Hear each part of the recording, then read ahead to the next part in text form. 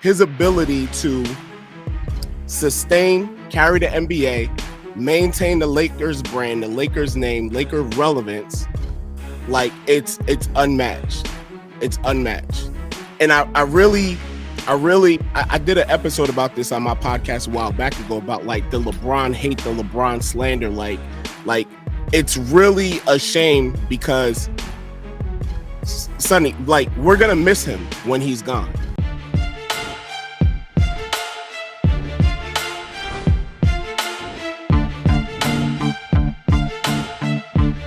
This is your rankings. This also could relate to the MVP as well. So it's up to you. It's up to the fans. Like, who's your number one player this season so far? All right, Mike, go ahead. This is your rankings. Let's go.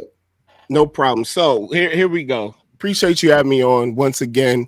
What we have right now is the top 10 NBA players, top 10 players in the NBA right now. And this is my ranking. This is based on my opinion. If you got a problem with it, feel free to comment, send me a DM. We can argue about it all day long, but this is my rankings. My rankings. So at number one, we got LeBron. We got LeBron James. Here's what we got. LeBron is number one. LeBron's number one because of his ability to have this sustained excellence in basketball for all these years, okay? He is still the global face of the NBA, even though I feel like Wemby's kind of grown in popularity. So, you know, I understand like that title is going to get taken over at some point. But right now, it's LeBron. And right now, the league goes as LeBron goes. It's no coincidence like he made the move to LA all those years ago, if that makes sense. Legendary player on a legacy franchise. That makes for like a LA story. You know what I'm saying? And right now, it's just his ability to sustain, carry the NBA, maintain the Lakers brand, the Lakers name, Laker relevance. Like it's unmatched. It's unmatched. And I did an episode about this on my podcast a while back ago about like the LeBron hate, the LeBron slander. Like it's really a shame because Sonny, like we're gonna miss him when he's gone. You know what I mean? Like we're gonna miss him when he's gone. I don't know who will be the next guy in which we have these conversations to this level. You know what I'm saying? Yes and no. Yes and no. Yeah, I'm not gonna lie to you. I'm not gonna miss him that much, but we can save that. No, okay. we can save that for you. Okay, we can save that for your. You one of those podcast. Haters too? I see. I'm not a hater. Not a hater. It's okay. I just said not a hater. I'm just saying right now. Right, I'm talking about this season. So he's averaging 24.4 points per game. Right now, 13th in the league on that. He has decent numbers, but I wouldn't put him number one. But that's your ranking. So again, LeBron James, even though there's a better player on his own team, but hey, just I mean, wow, better player because why? Like the because of offense, because the better player that you're talking about, he don't play defense. LeBron don't play defense like that. LeBron does play defense. You didn't see that block.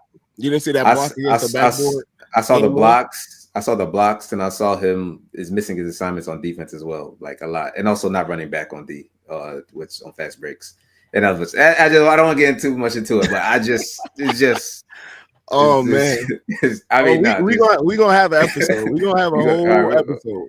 We're gonna have an episode. Subscribe to the channel, everybody. And subscribe to Best of the Game TV to you can get deeper into that conversation. Okay. Okay. Let's circle back. Your number two player. My number two player in the NBA this season. Y'all know him. The man's name is Steph Curry. Okay, Steph is at number two. He's at number two because of his impact on the game, bro. It's just undeniable. Okay, we got the moon balls in the pregame. We got the big shots happening toward the end of the season, the play-in and the playoffs. He's still he's still the babyface assassin. Like, it's kind of crazy because I don't think we necessarily hear people call him that so much anymore. But he's still that guy, man. He's like, he will make or break a lot of people's days and teams, and just shattering people's hopes of winning a championship. So as he's done it to LeBron several times, as history goes, as we all know. But Steph Curry just still, man, absolutely amazing, undeniable. And I really do feel like the Warriors, that's one of the scariest. That's the best 7 seed we've ever seen, if that makes any sense. That's the best 7 seed Warriors team that we've ever seen. Yes, Steph is amazing. Shooting 40% from the 3-point line. Again, he's having a great season as well. He had a rocky season. Not I want to say rocky. He just there were more players that was just doing a lot more than him. Yeah, I think. Yeah. So, but he still had a good season. So we have him at number 2. Okay. So, absolutely, and kudos to Steve Kerr and the GM. Kudos to the organization for making the change. Bringing in Jimmy really did it unlocked Steph in a way in which we've seen him play before, but we know he's Batman. He's Batman, as Jimmy says, and he needed a Robin. So Jimmy coming in has really been a big help to that team, and again has helped us elevate the game in the impact that Steph has on these games and in the league overall. All right. Who's your number 3? All right. So number 3, like, it's funny because when you sent this back to me, it was in the form of a question. And, but at number 3, I got, Jokic. I got Jokic at number 3. I got him at number 3, but believe it or not, I actually don't have him as the MVP. You could call me lame, but I kind of feel like there's more to being an MVP than being the best player on the best team. It's interesting because when we look at, like, not to go too far off subject, but when we look at coaches, typically the coach that wins Coach of the Year, he's not always the coach of the best team. You kind of get that. You kind of see that. It's like he's the coach who kind of does the most with the least, or with the least amount of talent, or with the least amount of expectations. That's kind of the area in which I have Jokic right now. Like, I don't. They had expectations. I don't know what the heck was going on in the front office, between the front office and the coaching staff, that would allow them to let go of their NBA championship head coach with like a week left in the season. That really didn't make any sense to me. But Jokic, if the Nuggets win, there's no doubt that it's going to be because Nikola Jokic was at spearheading the efforts of the Denver Nuggets. All right, so you have Nikola Jokic. So it's SGA and Nikola Jokic. So you have Jokic as your MVP. Yeah. All right, but not the MVP of your rankings. Oh, you know what? I'm sorry. No, he actually, I don't have him. Oh, you don't? We'll talk about that. I know, like, there was we're gonna discuss that a little bit later, but no, I actually don't have Jokic as MVP. I'll save that for a little bit later. Okay. Yeah, Jokic is literally, he's averaging a triple-double, putting up his historic numbers. Like, yeah, he's just, as if SGA wasn't doing SGA things, I would definitely put Jokic this season. But so it's tough. There's no wrong answer. To me, there's no wrong answer between Jokic or SGA. But yeah. Okay, yeah. All right, who's number 4? Number four, I have Kyrie Irving. I have Kyrie Irving at number 4. Very unfortunate. We lost Kyrie Irving for the season. But huge shift in the NBA after the trade deadline. Everybody already knows Luka Doncic ends up going to the Lakers. Anthony Davis comes to the Mavericks, and we're literally talking one game in, Anthony Davis gets hurt, right? So this instantly, upon the Luka trade, this team becomes Kyrie Irving's team. I understand that Anthony Davis is coming in and he's a superstar in his own right, but it instantly became Kyrie Irving's team, in my opinion. And the AD injury just sort of confirmed that as well, too. So he really had those guys in great position, playing great, fantastic basketball, struggling in a very strong Western Conference, but still floating around there with others. I have Kyrie Irving at number 4. Yeah, I'm very unfortunate what happened to Kyrie. Yeah. Not even just the injury, just them losing Luka. And in my opinion, not getting enough in return for that trade. So I really put like a heavy load on Kyrie and unfortunate injury. Yeah. Again, he's averaging 24.7 points per game, 4.6 assists, like almost 1.5 steals. Like, he definitely had a good season. So hopefully he bounces back. And he's older too, and bouncing back from the injury. I don't know, but hopefully it happens. If you remember, we got a very short glimpse of what it would look like with Kyrie Irving and Anthony Davis on the floor together. And for 3 quarters, it looked amazing. Amazing.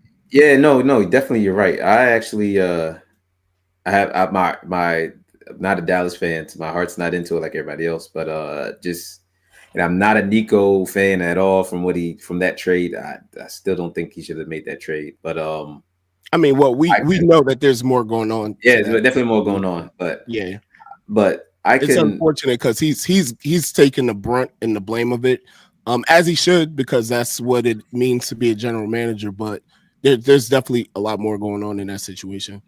Yeah, I wish he got more out of that. If they're going to, I mean, they did it, but if they were going to do that, I wish they got more out of that trade. But I could see the vision a little bit. I could see it. I definitely, like you said, you could see it. The pairing looked good. They just need somebody else there too. I think I can see it. So now we'll see. We'll see. They got Max Christie as well too, and I think he'll turn out to be a great player for them as well. A great defender, especially on the perimeter, especially being out in the West, because it's a lot of shooting. It's a lot of shooting happening out in the West. Yeah. I think they just I feel like they're missing one more piece too. So I mean, we'll see. They just came back from the championship last season, and hopefully they're healthy next season, and they bring another piece in, and they might be onto something, but still not a fan of that trade. All right, who you got number 5? Oh, before we get to number 5, you can be a part of these rankings as well. Hit the link in the description, or go to fanrankings.com and hit the contact us page. Just send me a message saying, hey, you want to do the rankings as well. You will be in the running for a prize once you do your rankings in one of our next lives. So, all right, just wanted to throw that out there. Mike, who is number 5 for you? At number 5, I got Jayson Tatum of the Boston Celtics. Look, Jayson Tatum, he heard us. He heard the naysayers. He heard the critics. He heard all the people in the background. Obviously, Boston does an amazing job. They go on a championship run last year. However, it should be noted that he was amazing in the Eastern Conference Finals. However, his presence was a little bit lackluster in the finals. Hence, Jaylen Brown winning the MVP and not Jayson Tatum. So the combination of the wild summer with Team USA basketball and him not getting a lot of reps, I really do feel like he came into this season with just a different type of chip on his shoulder. And he made sure that those guys, they came out there, they showed out. I think he averaged somewhere upwards of like 27, 28 points per game. Just amazing field goal percentage, amazing efficiency, 3-point percentage as well too. So Jayson Tatum has been playing like he's out on a mission to prove to people like, hey, I heard all those things that y'all were saying, and I'm about to bust this door down and try to lead this team to a second championship in a row. Yeah, he averaged 26.8 points per game. Also added 8.7 rebounds, 6 assists. Still, like a steal and a block and a half. Like he's all over the place. If his shot's not falling, he's just gonna lock you up. So he's he's one of those guys. I can see him carrying the Celtics all the way to the finals again. So this is going to be, yeah. He definitely still he definitely he doesn't have, honestly, to me, he don't have nothing to prove. He's done enough. He is the guy. And what you said about the Olympics, I think he was really disrespected during that time. So yeah, he definitely took that as disrespect, and I think he carried that over here into the regular season. And I mean, Boston has had so many blowouts. They were leading people by like 15, 20 points at halftime. They had a couple situations where teams have come back on them as well too. So definitely they still got some work to do in that regard. But I have no doubt that Jayson Tatum, he's really energized, and he has these Boston Celtics ready to go full steam. Yeah, I could see him get another ring this season and then rub it in Grant Hill's face. So yeah, that'll be all right. Speaking of steals though, like where'd you get that hoodie, dog? That hoodie's kind of fire. This I hold on. Let me make the screen up. This I got from fan rankings. Shop.fanrankings.com. When someone asks me who's your favorite player, who's your favorite team or whatever, I say it's my kids' team. I say it's my boys. They're my favorite players. And that's really fly. Yeah. So since that, you know what I'm saying? Why not have the apparel to represent your kids? So basically, you go on shop.fanrankings.com, upload your child's image, and he could be on a shirt or image. I mean, it could be on a shirt or a hoodie. There's different styles you could choose from. Really good prices. So check it out. The link is in the description. Shop.fanrankings.com. Oh, thanks for noticing, Mike. No problem, bro. I mean, you were talking about Jalen Wells steals. I'm like, I might have to steal that up next time I come by. Oh, we can't steal this one, but you could get your own on shop.fanrankings.com. Okay. For sure. All right. Number 6. So at number six of my top 10 players in the NBA this season, I have Kevin Durant. Listen, Kevin Durant is a monster. Kevin Durant is the Slim Reaper, able to score, play defense, amazing efficiency, things of that sort. There's no doubting Kevin Durant's greatness on the floor. I do feel like he took a little bit of a hit once we got around the trade deadline, and he realized that Phoenix was putting his name sort of in like those trade conversations. I don't necessarily think it affected his play on the floor. However, it does maybe give him a little bit of insight and perspective in regards to the organization. Unfortunately, he's playing for a bit of a dumpster fire. Phoenix right now, I don't know what the hell is going on there. I mean, we're talking about 3 different head coaches in 3 years now. They just fired Budenholzer. Yeah. So it's a little bit crazy that this roster is obviously underperforming, but you can't say that about Kevin Durant. Kevin Durant is giving Phoenix everything he has, giving them the game, and it's just unfortunate that it's not working out for the team success. Yeah, just another unfortunate season by KD. I mean, his team, not him. He's averaged almost 27 points per game, 6 rebounds. He's doing his thing, but just team-wise is just not looking good. We're in the era of play-in tournaments now, and the fact that he couldn't get the Suns into the play-in tournament is like, yeah. And yeah. And we're talking about they had a little bit of a weaker schedule there toward the end of the season too, and they were still losing games, losing by like 4 or 6. I believe one of the games was by like 10. Like they had an opportunity, and it's just unfortunate. They gotta do something with this roster. Everybody already knows Bradley Beal having the no trade clause is probably the biggest hindrance to their ability to kind of get value for some of these players. But they got some tough roading to figure out. They're gonna have to figure out what to do with this roster. And I'm gonna be honest with you. I don't know who would want to coach there right now. I think they're gonna have a hard time finding maybe a top tier coaching candidate as well too. Yeah, they got to do some of that roster first before send Kevin to Dallas. I don't know. All right. All right. Where we at? We're Look going to at you number. creating more super teams, bro. Hey, that's not a super team. That wouldn't be a super team. Kevin Durant, Anthony Davis, Kyrie Irving. We're talking about they're all up in age. That wouldn't call it a super team. They could call it like a big three. That's a big three to me. Man, listen, I'll take But it'd age be a and good big experience three. over young guys. No, there's nothing bad about it. It's not that can. I wouldn't call it a super team though, but there'd definitely be a big three. Kevin doesn't need the ball in his hands like that. You know, the AD, yeah, they can. I mean, to me, that can work. But I just don't like him in Phoenix. So yeah. I never liked the move from the beginning. I mean, I'm a Nets fan, so the fact him leaving Brooklyn, Yeah. I was kind of heartbroken about that. I understood the situation, but it didn't have to go that way. But you know, it is what it is. Yeah, wow, that Nets team was something that I wish that team had more time together. Yeah. All right, who do you got number 7? Number 7, I have a huge admirer of Kevin Durant, and his name is Mr. Anthony Edwards, aka Mr. Put You on a Poster. Not enough can be said about Anthony Edwards and his play on the basketball court, his energy, his enthusiasm for the game. And he brings it. He brings it every night. He's making it clear that he's not backing down from anybody.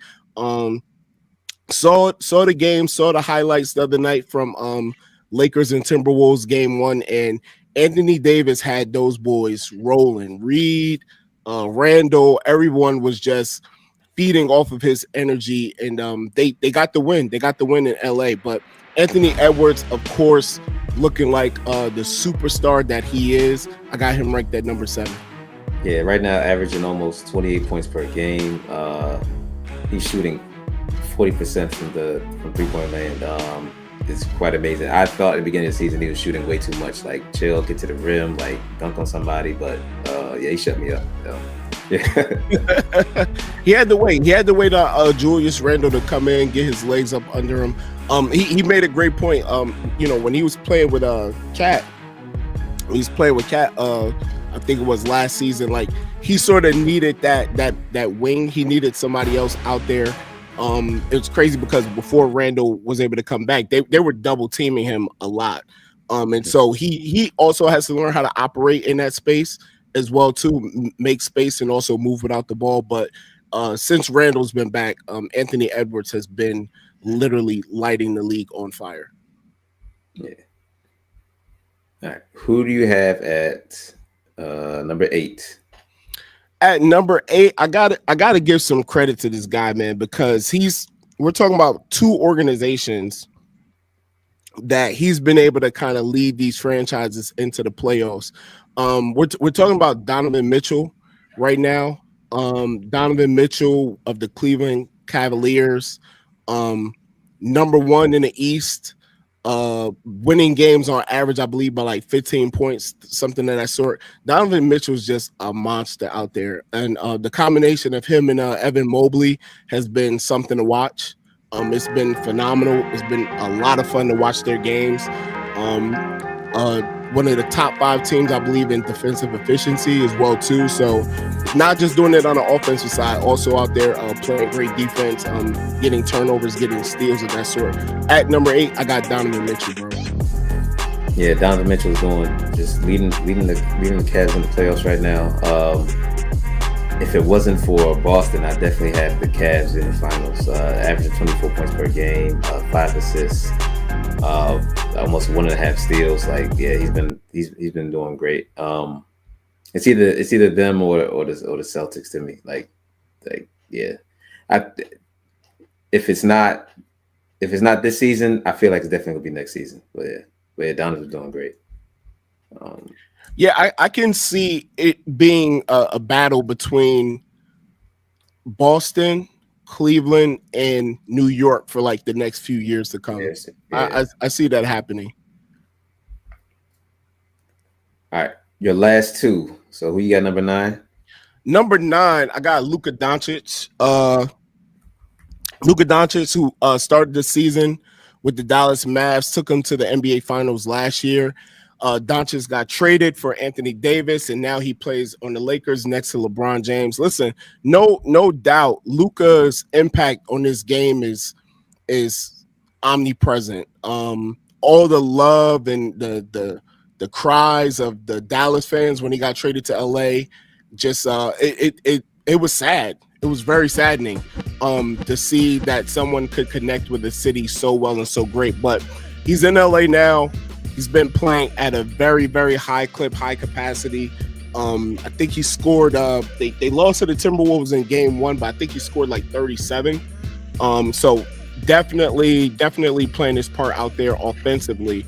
I got him ranked a little bit low just because he still has some work to do on the defensive side. I understand all of the rumors and things that they were talking about in Dallas, letting him go, not taking care of his body, yada, yada, yada. Listen, he's an offensive scoring machine. We've seen this before with other players in the past. We've seen it. I think James Harden received very similar criticism during his time in Houston. Luka's going to be okay. He's going to be okay. He's 20. Is he 26 now? I think he's 26 years old. Yeah. So he hasn't even hit his prime years yet. So definitely he'll pick it up, get a little bit better on the defensive side of the ball. But as of right now, I got him listed at number 9.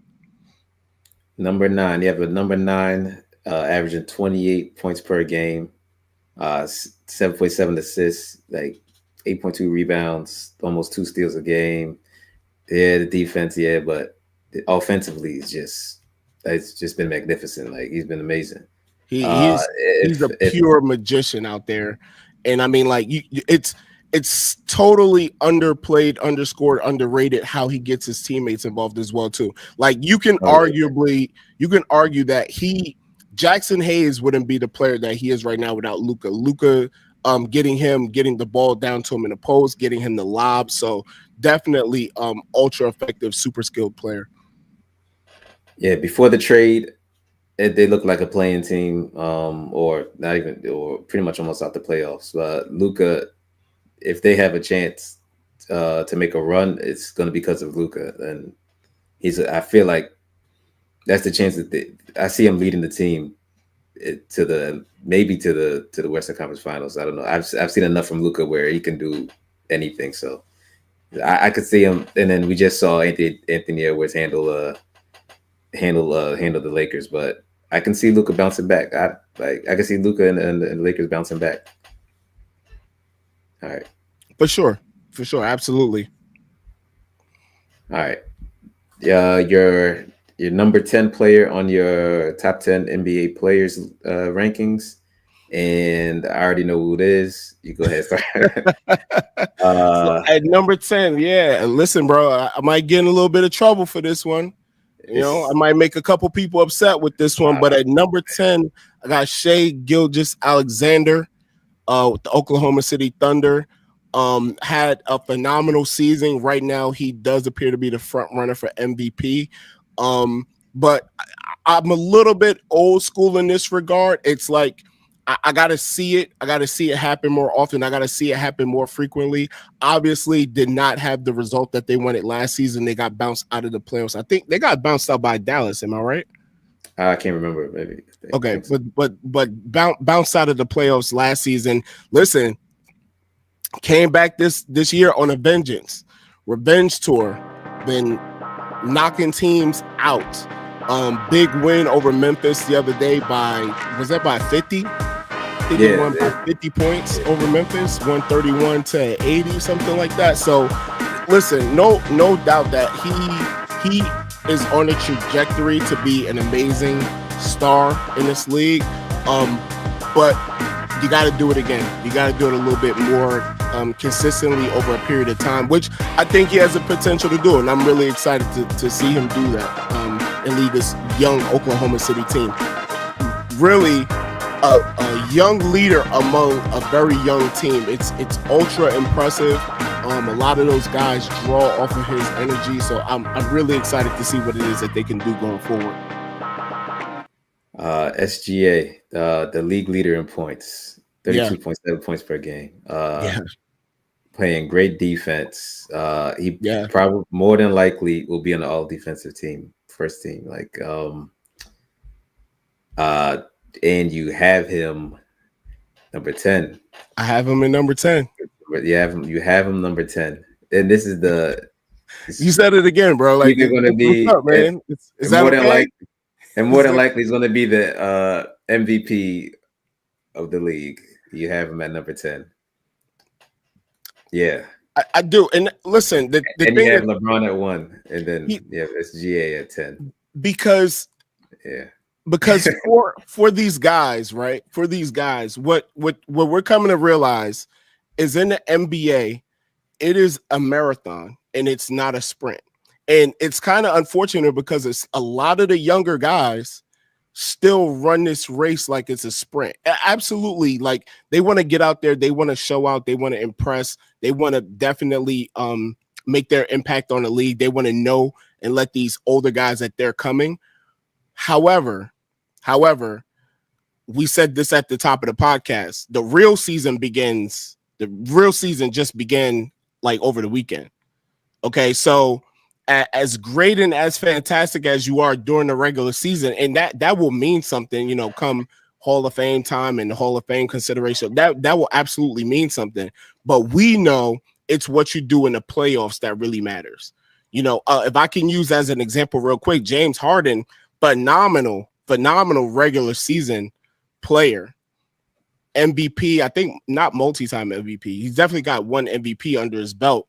Fantastic in the regular season, but what is his story? What do we mostly know him for? He tends to kind of disappear and shudder under the lights during the playoffs. I mean, besides the fact that he was already lacking defensively, I think him being on the Clippers this year, it kind of balances out. They really seem to have a chance right now, especially since Kawhi's been back, because Kawhi's looked phenomenal as well too. But SGA, phenomenal player, amazing regular season. Here we go now. We're now in the real season. And look, they started off with a bang. Like, you talk about kicked Memphis in the face. Like, way amazing way to start this playoff run. But just know, the further in you go, the harder and harder it's going to get. If this is a marathon, SGA is a Kenyan Olympic runner, man. I don't know. I don't know what you're talking about. So, no. Listen, super impressive. I think he only missed like 5 or 6 games during the regular season. Like, Olympic runner. He's an Ironman. Like, he's like, I don't. Listen, I am impressed. I'm impressed. However, call me old school. Is what you do in the playoffs that really matters. All right. Well, I just said in the East, either to me the Celtics or the Cavs, probably the Celtics. In the West, I have SGA and the Thunder. Yeah, he's doing Superman things right now. So yeah. That's the Kenyan Olympic runner. Yep. All right. Hey, also, if it's cool for me to mention real quick, honorable mention. I got a few players. Yeah. Brunson of the Knicks, John Morant with the Grizzlies, James Harden. Again, he's leading the Clippers. That team is looking amazing as well too. Probably the best. What are they, 5th or 6th seed? Probably the best 5th, 6th seed that we've ever seen. Jalen Green, another young guy. Led this Houston Rockets team to the second best record in the Western Conference. And also honorable mention is Jimmy Butler, because there's no denying that he sparked something anew there in Golden State. And again, they are the best 7 seed I have ever seen in my entire life. So, all right. So real quick recap. We didn't recap the rookies. I should have recapped the rookies, but real quick, you have number 1, LeBron James. Okay, Steph Curry. Number 2, Nikola Jokic. 3, 4, Kyrie Irving. 5, Jayson Tatum. 6, Kevin Durant. 7, Anthony Edwards. 8, Donovan Mitchell. 9, Luka Doncic. And 10, the 2024-2025 Kia MVP. You giving it to him already? Damn, giving it to him already. The league ain't even announced that yet. I'm gonna do it. We do it. I said At fan rankings, we do it live. We do it. We got it here first. Shai Gilgeous-Alexander at number 10. So, yep. All right. Go to fanrankings.com to rank, to be a part of the power rankings, and a chance to win prizes. Don't forget to like, subscribe, and comment to support the channel. Thank you for watching.